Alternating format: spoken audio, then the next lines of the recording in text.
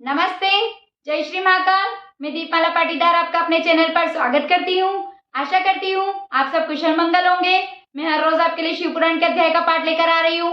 आशा करती हूँ आप सब इसका आनंद ले रहे होंगे। तो आइए, कल जहाँ हमने हमारी शिव पुराण को विराम दिया था, हम उसे आज वहीं से शुरू करेंगे। 24वां अध्याय, शिव द्वारा पार्वती जी की परीक्षा। ब्रह्मा जी बोले, नारद जी, सप्त ऋषियों ने आकर श्री पार्वती जी का संपूर्ण वृत्तांत सुना दिया। फिर वे अपने लोक में चले गए। इसके बाद स्वयं महादेव जी दंडी ब्राह्मण का रूप धारण कर श्री पार्वती जी के पास आए। तब श्री पार्वती जी को ब्रह्मचारिणी रूप में देखकर अत्यंत प्रसन्न हुए और इधर श्री पार्वती जी भी ब्राह्मण वेशधारी श्री शिव जी को देखकर प्रसन्न हुई। तब ब्राह्मण भक्ति में आकर उनका फल फूलों की भेंट से पूजन सत्कार करने लगी और बोली, विप्रवर, आप कहाँ से पधार रहे हैं? आप कौन हैं? यह सुनकर ब्राह्मण बोला, तपस्विनी, मैं एक तपस्वी हूँ, जहाँ कहीं अपनी इच्छा अनुसार घुमा करता हूँ। देवी, आप कौन हैं? किसकी कन्या है एवं तप किसके लिए कर रही हैं? इतना सुनकर श्री पार्वती जी बोली, ब्राह्मण देवता, मैं हिमाचल की कन्या हूँ। अपने कामदेव को भस्म करके शिव मुझे त्याग कर कहीं चले गए हैं। तब उनके विरह में स्वर्ण नदी पर आई और वहां बहुत समय तक तप करती रही, किंतु फिर भी मैं अपने प्राणनाथ को न पा सकी। अब मैंने अपना प्रयत्न असफल होता देख अग्नि में जलकर मरना ही श्रेष्ठ समझा था। आपको आया देखकर मैं क्षण भर के लिए रुक गई हूँ। अब आप पधारे, मैं अग्नि में प्रवेश करूंगी। ब्रह्मा जी बोले, नारद जी, इस प्रकार कहकर उनके देखते देखते ही श्री पार्वती जी अग्नि में प्रवेश कर गई। किंतु श्री पार्वती जी के अग्नि में प्रवेश करते ही अग्नि चंदन के समान ठंडी हो गई। यह देखकर ब्राह्मण बोले, देवी जी, तुम्हें तो अग्नि भी नहीं जला सकती। हे भगवती, अब आप अपना मनोरथ मुझसे कहिए। 25वां अध्याय, शिव पार्वती संवाद। इस सुनकर श्री पार्वती जी बोली, ब्राह्मण देवता, मैं मन, कर्म और वाणी द्वारा ही भगवान शंकर को पति बनाने का निश्चय कर चुकी हूँ। मैं जानती हूँ यह कठिन है, फिर भी मेरा उत्साह भंग नहीं हुआ। अभी तक तप करने में मेरा मन जुड़ा रहा। इतना सुनकर ब्राह्मण बोले, देवी जी, तुम श्री महादेव जी को चाहती हो, उन्हें गुरु कृपा द्वारा मैं भली प्रकार जानता हूँ। वे बेल पर चढ़ने वाले वृषभध्वज हैं, भस्म जटाधारी हैं, भूत पिशाचों के मध्य रहते हैं। इस प्रकार से महादेव जी को न मालूम क्यों तुम अपना पति बनाना चाहती हो। कुछ विचार कर भी किया है कि नहीं? न मालूम तुम्हारी समझ कहाँ चली गई। इससे प्रथम दक्ष कन्या ने भी प्रारब्धवश शिव को ही पति बनाया था। उसके पिता दक्ष इससे चिढ़ गए थे।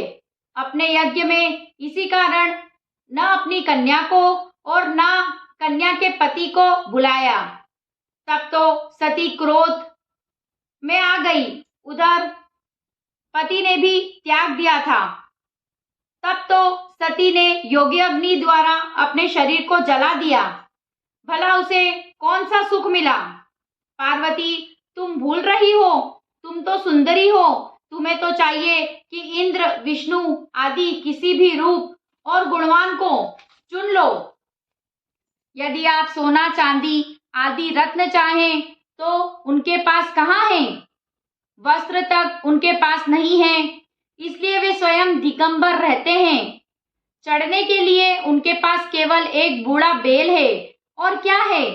वर के योग्य कोई भी उनमें गुण नहीं है। 26वां अध्याय, पार्वती जी को शिव दर्शन। श्री पार्वती जी बोली, विप्रवर, इस प्रकार के शिव के दोष कहकर तो पहले सप्तऋषि भी यहाँ से थक करके चले गए हैं।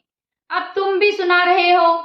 जिस शंकर ने विष्णु को अपनी श्वासों के द्वारा ही वेद पढ़ा दिए, उनके समान विद्वान ही कौन हो सकता है। जो चराचर जगत के पिता हैं, उनके भक्तजन मृत्यु को जीत लेते हैं।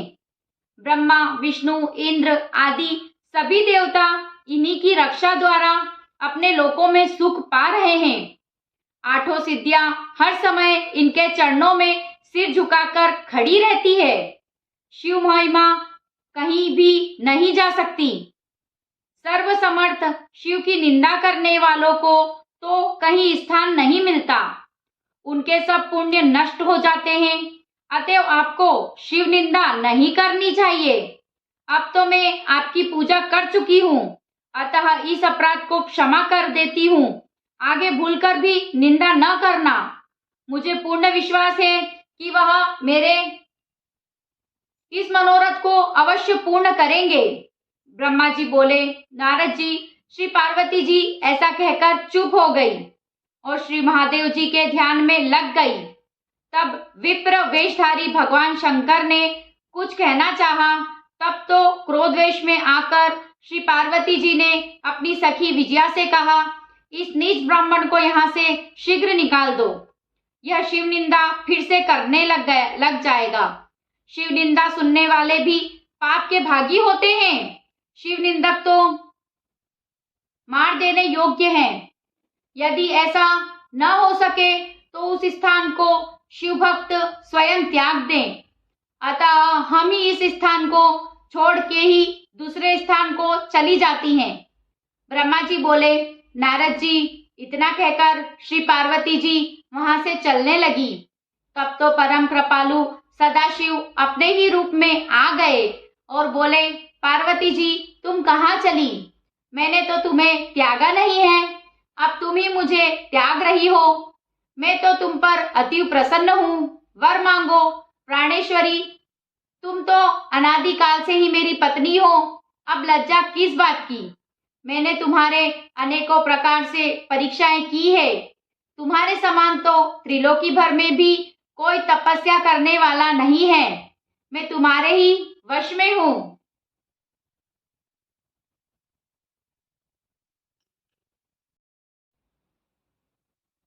आज की शिव कथा को हम यही विराम देंगे और अब करेंगे शिव जी की आरती।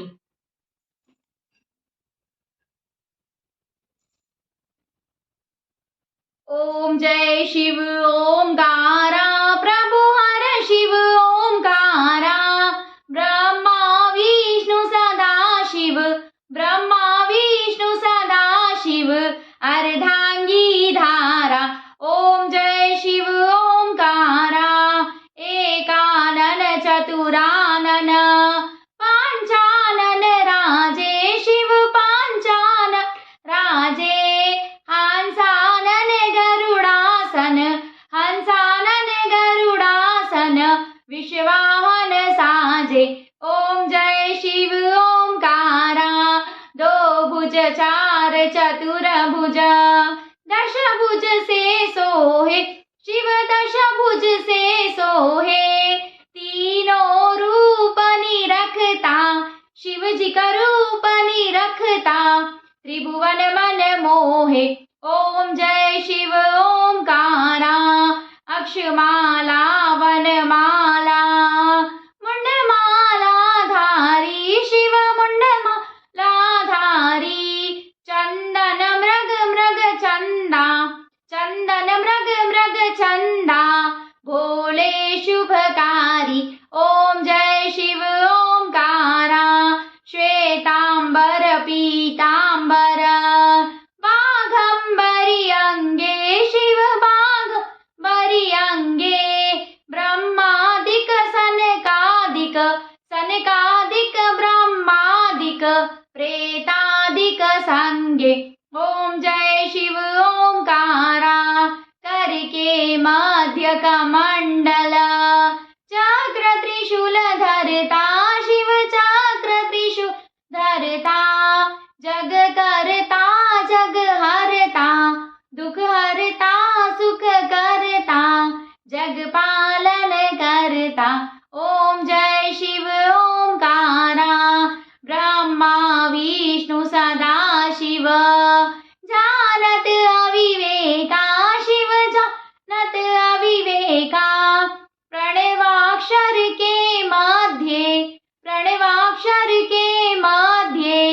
यह तीनों एका। ओम जय शिव ओमकारा, त्रिगुण स्वामी जी की आरती। जो कोई नर गावे शिव, जो को जन गावे, कहत शिवानंद स्वामी, कहत हरा हर स्वामी, मनवांछित फल पावे। ओम जय शिव ओमकारा, ओम जय हर हर महादेव।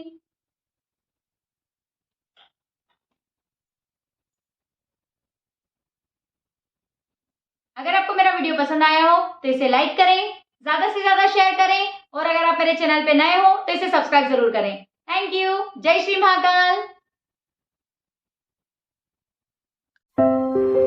शिव जी को पाने के लिए जब पार्वती जी कठोर तप कर रही थी, तब शिव जी उनकी परीक्षा लेने के लिए ब्राह्मण रूप धर कर आए और उनसे पूछने लगे, हे देवी, आप किस लिए इतना कठोर तप कर रही हैं?